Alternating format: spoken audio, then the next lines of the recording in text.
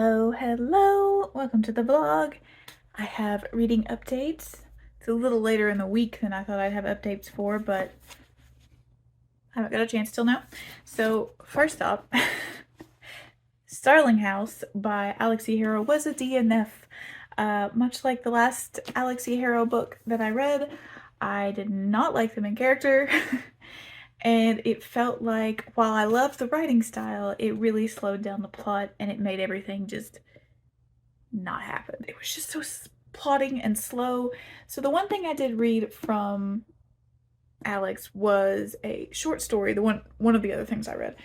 And that one I liked, and I think it's because their overly flowery purple writing style works well for a short format, but in a longer format like this, it's too much. It tries too hard to be gothic, and it just ends up plotting and slow, and there's little to no development through large chunks. I couldn't stand the main character. She was poor and angry, and when anyone attempted to show her kindness or attempted to help, she interpreted that as pity and would not accept it. Until she began to work at the Starling House, because that's the whole premise. It's a haunted house book. She is drawn to this haunted house, and she begins working there as a housekeeper, and things unravel. When she starts working is when she starts accepting handouts, specifically only from the owner of the Starling House, a man that the book goes out of its way to tell you is ugly and unfriendly, and then they just start having a romance out of really nowhere. And that's about the time that I was like, I don't see the chemistry. You've gone out of your way to just be mean to this guy this whole time. He's a grouch, and not the fun way. And it felt like I'm poor and everyone's out to get me, and that's my only characteristic. Like, she was obsessed with it. It was unsettling. Didn't like it. I'm not gonna go on about it too much. I already feel like I have. It's a DNF. Putting it in the bag to take to the used bookstore. But the two fantastic reads that I have finished in the last 2 days, both indie books.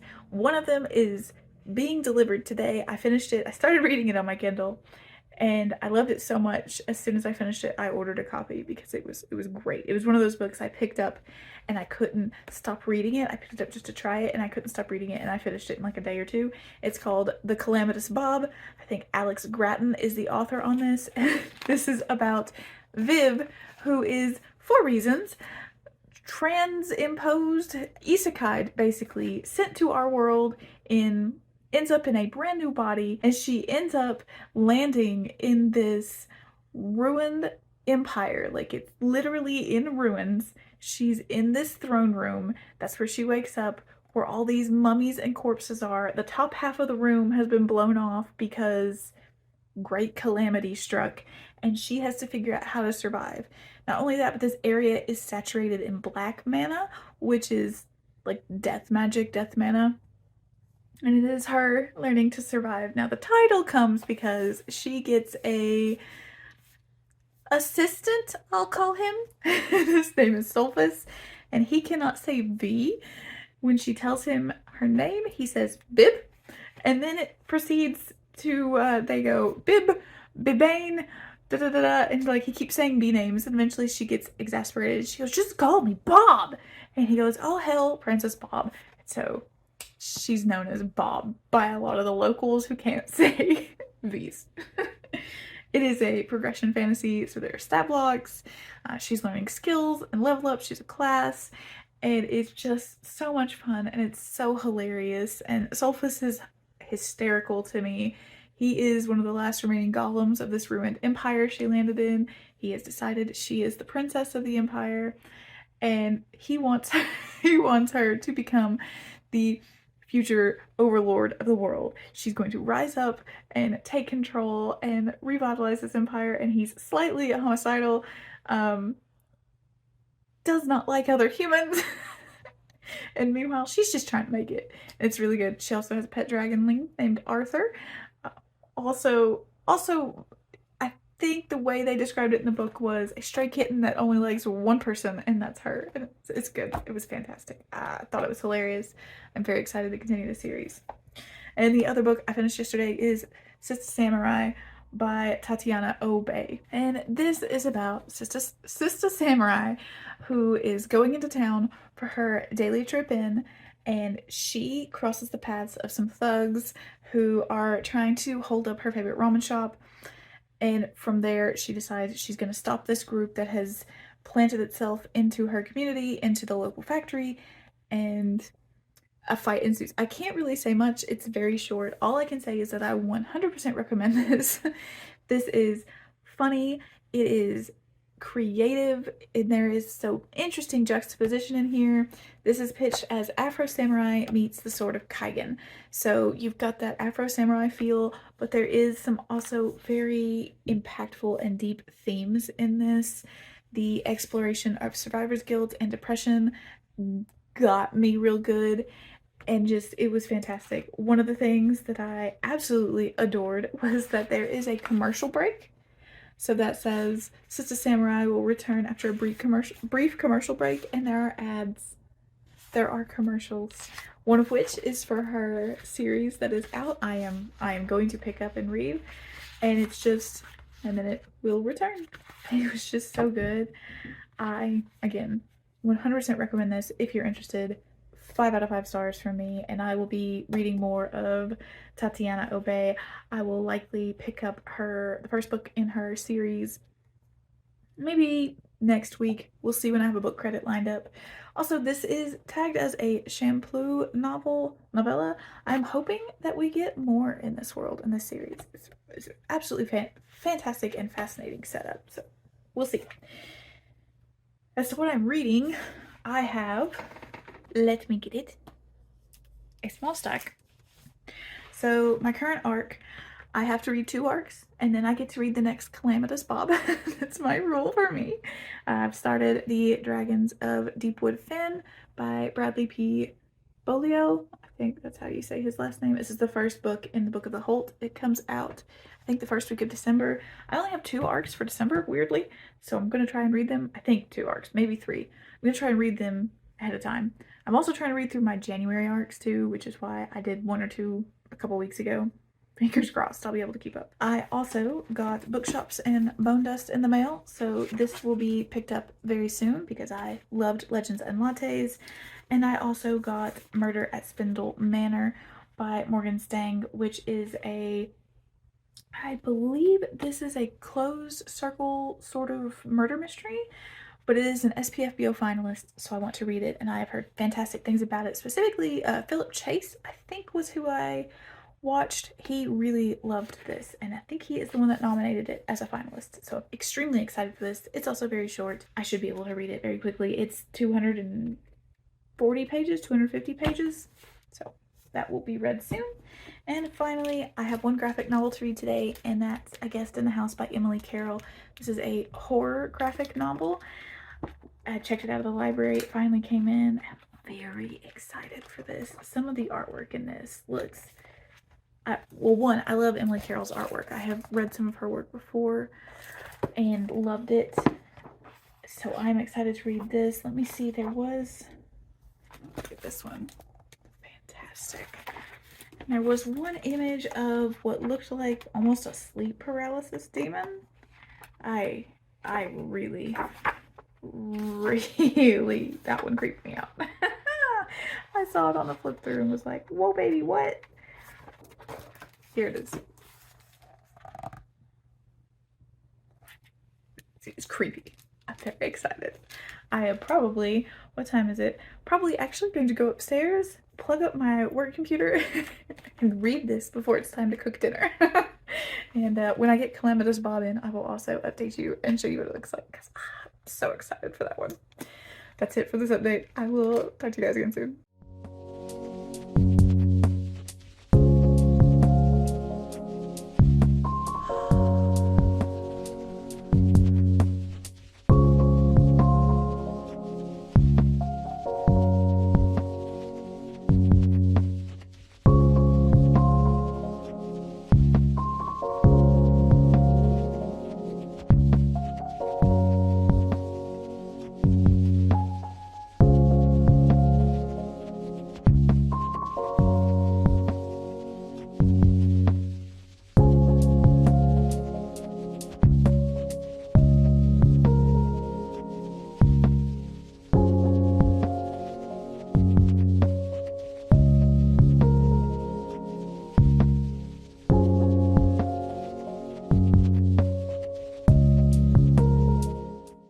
listen, I read a lot of front list books.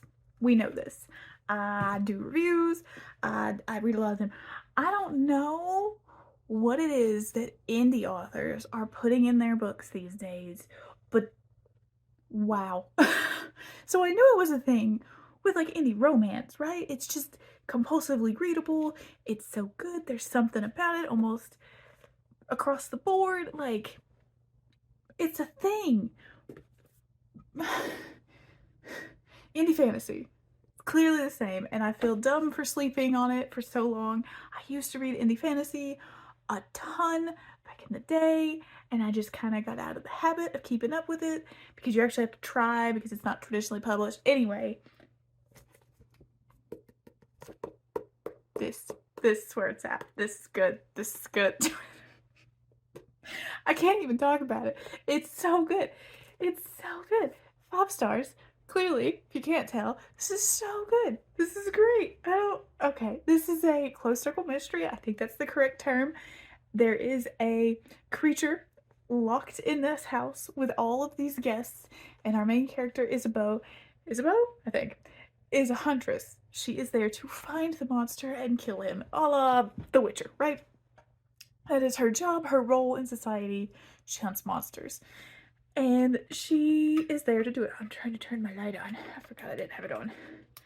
And there we go. I got so excited.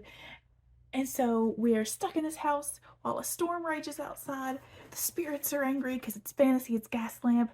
And murder, mayhem, spiders.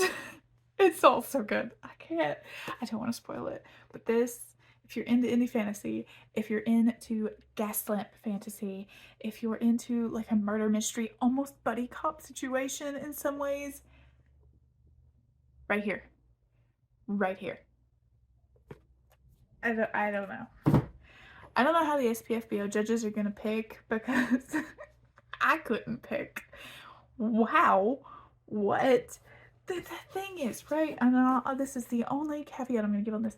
The first like third of this, the humor was there. I saw it, but it wasn't quite striking me, right? I would go, huh, that's a funny line. I like it.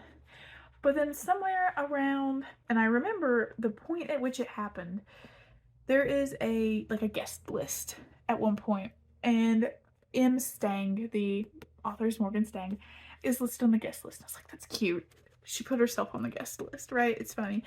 After that, for some reason, the book just hit different. I don't know what happened, if it was because I was reading it all in one sitting or what, but I started laughing out loud. The repeated jokes, like that's the thing, right? It repeated jokes to the point where it became hilarious. There is a joke. Things are popping off, and Isabeau and the guests are breaking furniture. There's gunshots fired, and every time something goes wrong, she looks at the lady who runs the inn, the manor, and says, "I'll cover the damages, naturally." And it just became this repeating thing. Every time something would happen, she would look at her and say, "I'll cover the damages."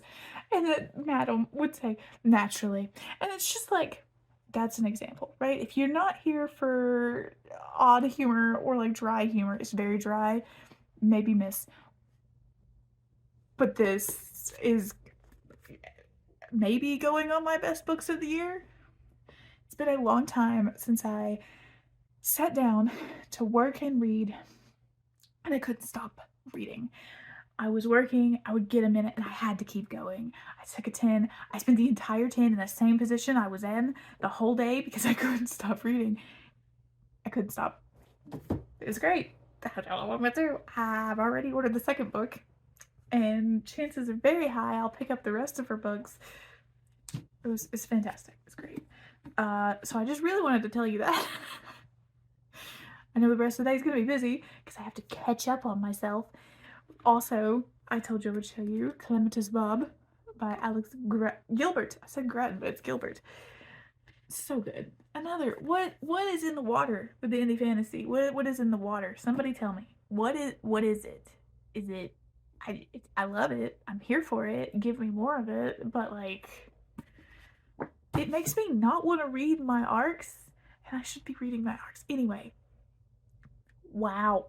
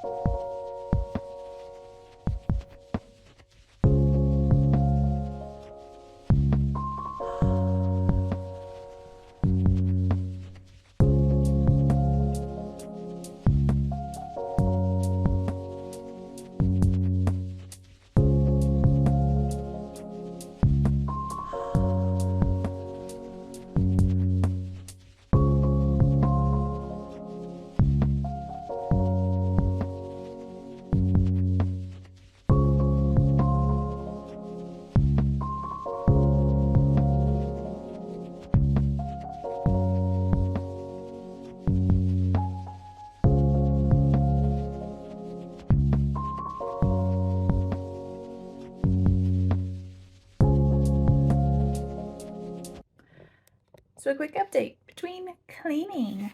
I am currently reading The Dragons of Deepwood Fen by Bradley P. Bolio. I think it's French. I think once upon a time somebody told me his name was French, and I'm not sure. Anyway, it is a dragon rider fantasy, which I love dragons, as has been established. I hope you're not wiggling. I'm trying not to let you wiggle. And it started off, I wasn't a huge fan of the first like 2 chapters, but then it started like head hopping. And I know that's not a thing that most people like, but I love that. I really like multiple point of views that make sense. And he's doing that. He started off introducing us to a set of a researcher and a guide, and what happens to them connects to our main character, and the next point of view connects to the next main character. Like it's we'll talk about one thing. For example, one character talked about an expedition she was going to go on, and in the next chapter we were looking or talking through the voice of a guy who wanted the expedition canceled. Like, so these are all connected, and we don't just overlap time between perspectives either. It's jumping forward with each perspective, so it's pacey. It moves the book along quickly, and I like that. I especially like that because his writing style is a little bit much. He likes to describe things maybe too much. When we met Rhiannon, who is a little 13-year-old girl, we had to know everything about her, what she looked like, what her hair looked like, and what she was doing with her shoes on. Like, but like I said, the point of view jumping, it's really helping the pace. Besides that, I have finished but one thing in the past day or two, and that is A Guest in the House by Emily Carroll. Look, Goodreads shat the bed. Goodreads is no good to begin with. It's bad reads. I don't really understand why we're all surprised that they've done what they've done, but I mean, we're all surprised. They removed the graphic novel, poetry, and something middle grade categories from their Goodreads Choice Awards, which, what? And they added romantasy, which is, it's a whole other, like, I haven't articulated my thoughts on that, so I'm just gonna skate right past it. And then the romance nominees for best of this year, what? I don't know. Anyway, those, no, Goodreads, no. People are like, oh, it's got to do by shelf count. At this point, I'm beginning to wonder if it's just completely what people pay. Like, these publishers have paid a lot of money for ads on the site, and then that's how they're getting nominees. And it's unfortunate. This reason I don't partake. I use Goodreads only because I have to for reviews. If I didn't have to, I wouldn't use it.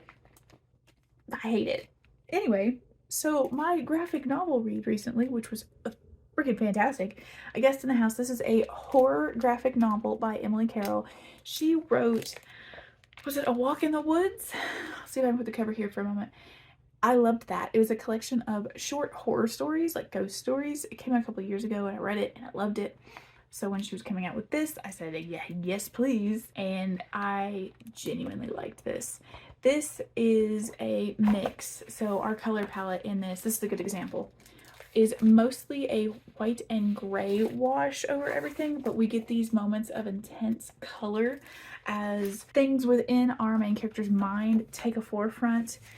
If something is maybe questionable in perception or a memory, it gets this bright touch, and it really helps to magnify the horror, because a lot of what this is a woman who is struggling with her mental space after getting married and moving to this new house next to a lake, and her husband is not the greatest, and her stepdaughter is kind of withdrawn and drawing troubling things at school.